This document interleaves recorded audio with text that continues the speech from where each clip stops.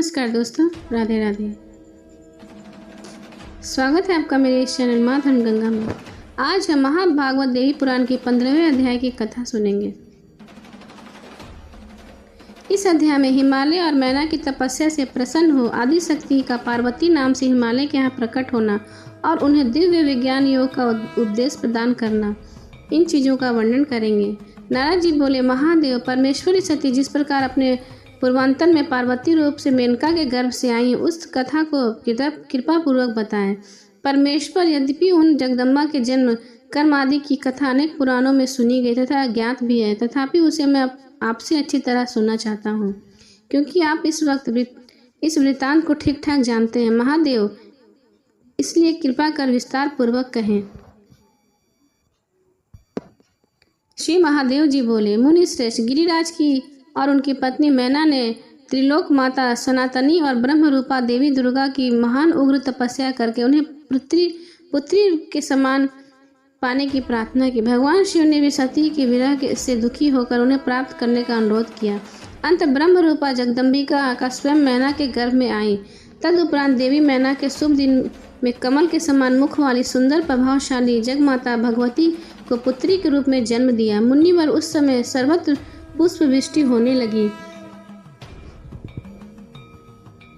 दशों दिशाओं में प्रकाश फैल गया और सुगंधित वायु बहने लगी। जब पर्वतराज ने सुना कि उनके यहाँ सुंदर कन्या ने जन्म लिया है, जो करोड़ों मध्यकालीन सूर्य के समान तेजस्विनी, 3 नेत्रों वाले, दिव्य रूपा, बड़ी बड़ी आंखों वाली, 8 भुजाओं से युक्त और मस्तक पर अर्धचंद्र को धारण किए हैं, तो उन्होंने जान लिया कि सूक्ष्म परा प्रकृति ने ही अपनी लीला से उनके यहाँ अवतार ग्रहण किया। उन्होंने हर्षित होकर ब्राह्मणों को प्रचुर धन, वस्त्र और हजारों गौदान किए। तत्पश्चात वे बंधु बांधवों सहित शीघ्र ही कन्या को देखने पहुंचे। गिरिराज को आया जानकर मैना ने उनसे कहा, राजन, आप कमलिनी पुत्री को देखिए, ये हम दोनों की तपस्या का फल है और सभी प्राणियों के कल्याण हेतु प्रकट हुई है। तब गिरिराज ने भी कन्या को देखकर उसे जगदम्बिका के रूप में जाना। भूमि पर सिर झुकाकर प्रणाम करते हुए हाथ जोड़कर भक्तिपूर्वक गद्यवाणी से वे देवी को कहने लगे। हिमालय बोले, माता विशाल लक्ष्मी, इस विशाल लक्षण विचित्र रूप में आप कौन हैं? पुत्री, मैं आपको नहीं जान पा रहा हूँ, मुझे यथावत अपना वृत्तांत बताइए।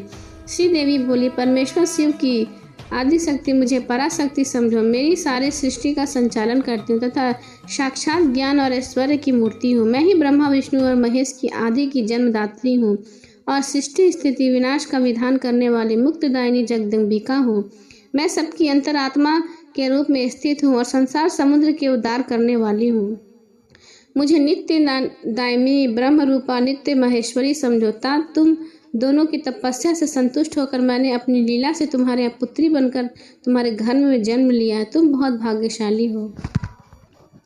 हिमालय बोले, माता, आपने नित्य होकर भी कृपा पूर्वक मेरे घर में पुत्री के रूप में जन्म लिया है। यह मेरे लिए अनेक जन्मों के किए पुण्य का ही फल है तथा मैं इसे अपने सौभाग्य मानता हूँ। मैंने आपका यह रूप देख लिया। अब आप प्रतप्तर भगवती का दिव्य शिव प्रिय रूप में मुझे कृपा पूर्वक शीघ्र ही दिखाएं।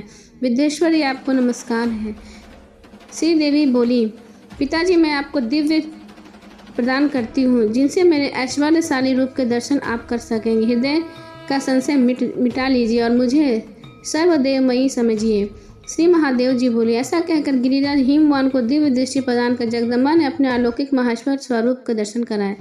उनका वह ज्योतिर्मय रूप करोड़ चंद्रमाओं की प्रभा से युक्त था। उनके मस्तक पर अर्धचंद्र की सुंदरता लेखा विराजमान थे। उनके हाथ में श्रेष्ठ त्रिशूल और मस्तक पर जटाएं सुशोभित हो रही थी। हजारों कलंगिन के आभा के समान उनका रूप भयानक और उग्र था। उनके 5 मुख और 3 नेत्र थे तथा उन्होंने सर्प का योगिपित धारण कर रखा था। इस प्रकार व्याचर्म को धारण किए हुए तथा शेष सर्पों के आभूषण से सुशोभित उनके उस रूप को देखकर हिमवान बड़े चकित हुए। तब उनकी माता मैना ने कहा कि मुझे अपना दूसरा रूप दिखाइए। तब जगदम्बा ने अपने उस महेश्वर रूप को तिरोहित कर तक्षकन ही दूसरी रूप प्रकट कर दिया। मुनि श्रेष्ठ, उस दिन सनातनी विश्व रूपा जगदम्बा की आभा सततकाल के चंद्रमा के समान थी। सुंदर मुकुट से उनका मस्तक प्रकाशमान था। वे हाथों में शंख, चक्र, गदा एवं पद्म धारण किए हुए थे। उनके 3 सुंदर नेत्र। उन्होंने दिव्य वस्त्र वाला माला और गंधपूर्ण धारण कर रखा था।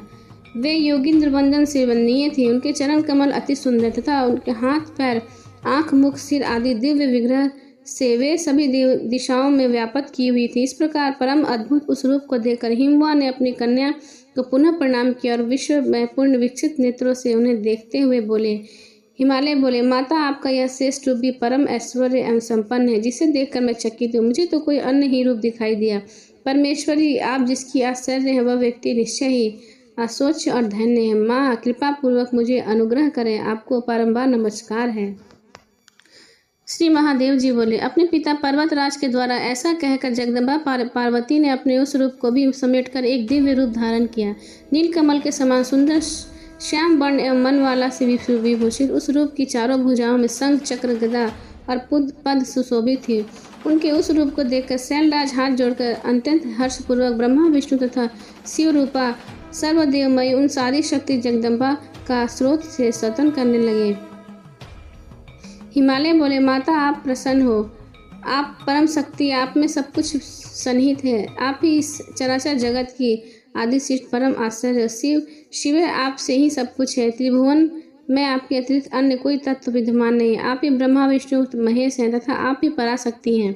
आपकी अचित्य लीला का वर्णन कैसे करो, जिसका ब्रह्मादि भी पार नहीं कर सकते। विशेश्वरी, आप ही स्वाहा रूप से सभी देवताओं की तृप्तकारी, स्वाधा रूप से पितरों की तृप्ति का कारण और महादेवी प्रिय। आप ही भव्य और कव्य हैं। आप ही नियम, यज्ञ, तप और दक्षिणा है। आप ही स्वर्ग आदि लोकों के प्रदान करने वाली तथा समस्त कर्मों का फल प्रदान करने वाली हैं।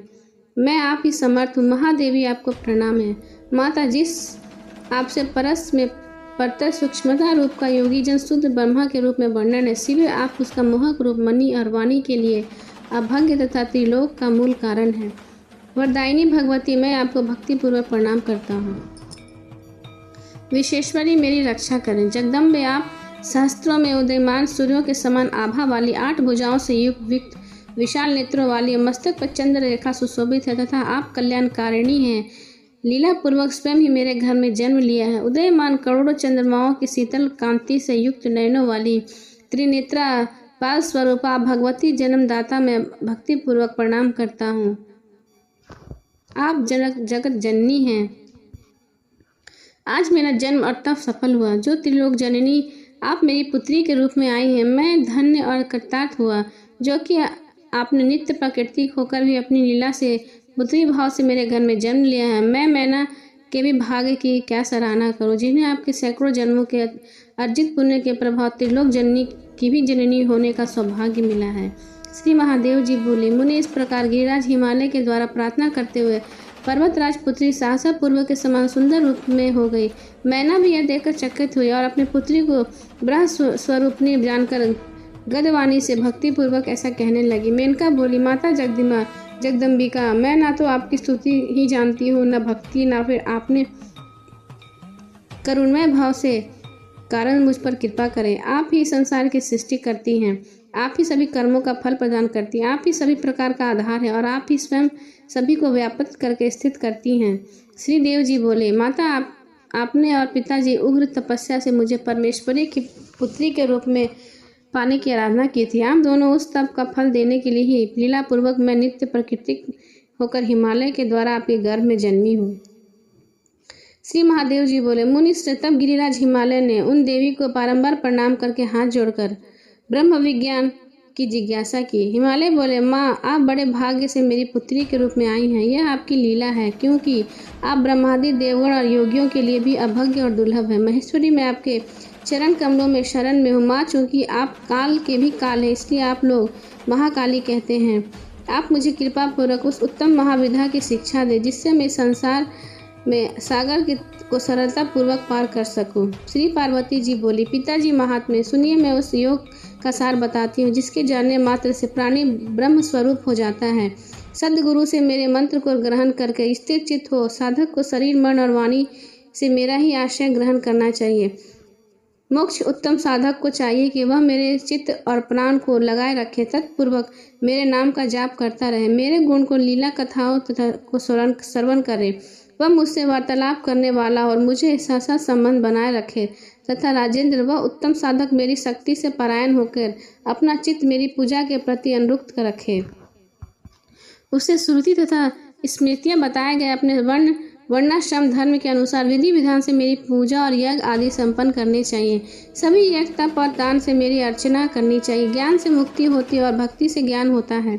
धर्म से भक्ति का उदय होता है और यज्ञ यागादि से धर्म के ही रूप है। इसलिए मोक्षार्थी को धर्म रूपी ज्ञानचरण आदि के लिए मेरे लिए इस रूप को आश्रय लेना चाहिए।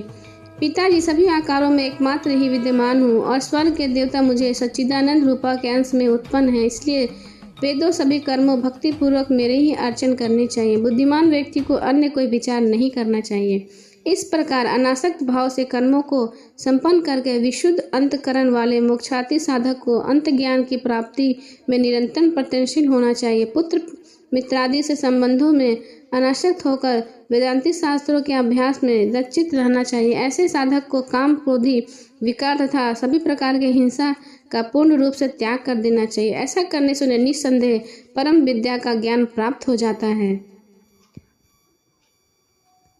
महाराज, जब इस आत्मा की प्रत्यक्ष अनुभूति होती है उसी क्षण मुक्ति हो जाती है। यह निश्चित सत्य बात आपके लिए मैं बता रही हूँ। किंतु पिताजी, मेरी भक्ति से विमुख प्राणियों के लिए यह प्रत्यक्ष अनुभूति अत्यंत दुर्लभ है। इसके लिए मोक्ष साधकों यत्नपूर्वक मेरी भक्ति में ही संलग्न रहना चाहिए। महाराज, आप भी मेरे बताए अनुसार करेंगे तो संसार के समस्त दुखों को कभी बाधित नहीं रहेंगे। इति श्री 15वां अध्याय समाप्त।